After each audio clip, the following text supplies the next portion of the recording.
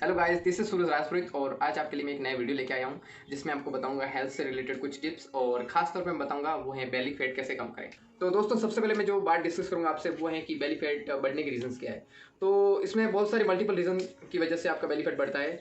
सबसे पहले होता है कि कई लोग इतना खाते नहीं है, मतलब नॉर्मल पीपल खा रहे हैं वैसा ही इतना खाना डाइट ले रहे हैं, फिर भी उनका बेली फैट बढ़ रहा है। तो उनका एक्चुअली क्या है, उनका मेटाबॉलिक रेट थोड़ा स्लो है और उनके बॉडी में फैट डिपोजिशन हमेशा ऑटोमेटिक ज़्यादा रहता है। तो बेली फैट बढ़ने का सबसे फर्स्ट रीज़न है वो है पुअर डाइट। अगर आपका डाइट कंजप्शन में जो खाना खा रहे हो वो उसमें है शामिल जंक फूड है, कोल्ड ड्रिंक्स, सोडा, ये सब चीज़ें हैं, तो वो आपके मेटाबॉलिक रेट को स्लो कर देते हैं जिससे फैट डिपोजिशन बढ़ जाता है। और सेकेंड रीज़न हो सकता है एल्कोहल कंजप्शन। अगर आप डेली एक्सेस एल्कोहल कंजप्शन कर रहे हैं, ज़्यादा शराब का सेवन कर रहे हैं, तो इससे क्या होगा कि आपका जो लीवर पे इफेक्ट पड़ेगा, लीवर से रिलेटेड डिसऑर्डर होंगे। और लीवर होता है, उसका मेन रोल होता है फैट मेटाबॉलिज्म में। वो आपके फैट को तोड़ता है और ग्लूकोज में बदलता है। तो अगर आपका लीवर अफेक्टेड है तो आपका फैट डिपोजिशन बॉडी में बढ़ जाएगा। थर्ड रीज़न है lack of exercise.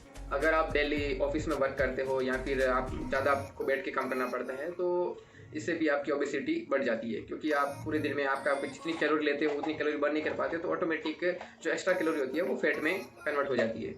Fourth reason ये हो सकता है कि आप ज़्यादा स्ट्रेस ले रहे हो या फिर आप नींद प्रॉपर नहीं ले रहे हो। तो स्ट्रेस या प्रॉपर नींद ना लेने से क्या है, आपकी बॉडी में कॉर्टिसोल एक तरह का हार्मोन होता है, वो बढ़ जाता है और वो एक तरह का स्ट्रेस हार्मोन है। और जब भी आप स्ट्रेस में होते हो तो आप कंफर्ट के लिए आप जो भी कुछ फूड, जंक फूड वगैरह इन चीज़ों को खाते हो, और उस दौरान क्या होता है कि जो स्ट्रेस हार्मोन जो कॉर्टिसोल होता है वो आपके जो फूड खाते हो, कंजप्शन करते हो, उस कैलोरी को बाद में यूज़ के लिए फैट में डिपॉजिट कर देता है। फिफ्थ रीज़न ये हो सकता है कि आपका जेनेटिक्स इस तरह का है कि आपके पेरेंट्स में या फिर आपके जो भाई हैं उनमें अगर ऐसा कुछ है कि ओबेसिटी पहले से ही चलती आ रही है, तो उस वजह से भी आपको हो सकता है, क्योंकि पेरेंट्स से जेनेटिक्स भी होती है। कई बार ऐसे रिसर्च में पता चला है कि अगर कई लोगों के पेरेंट्स ज़्यादा मोटे थे तो उनके बच्चे भी मोटे, और ये सब पेडिग्री के अनुसार चलता रहता है। और जेनेटिक्स इसका मतलब है ये नहीं है कि आप इसे चेंज नहीं कर सकते, क्योंकि जेनेटिक्स जो खास बीमारियाँ उनका भी सॉल्यूशन है आजकल की जो मेडिकल साइंस है उसमें। तो ओबेसिटी को इतना खास नहीं है, आप उसको भी वर्कआउट करके या बहुत सारी चीज़ें तरीके अपना के उसको कम कर सकते हैं। And last and final reason है स्मोकिंग। जो चेन स्मोकर्स हैं या फिर जो रेगुलरली स्मोक करते हैं, उनके अंदर भी रिसर्च में ऐसा पता चला है कि उनके मोटापा बढ़ने का खतरा ज़्यादा रहता है।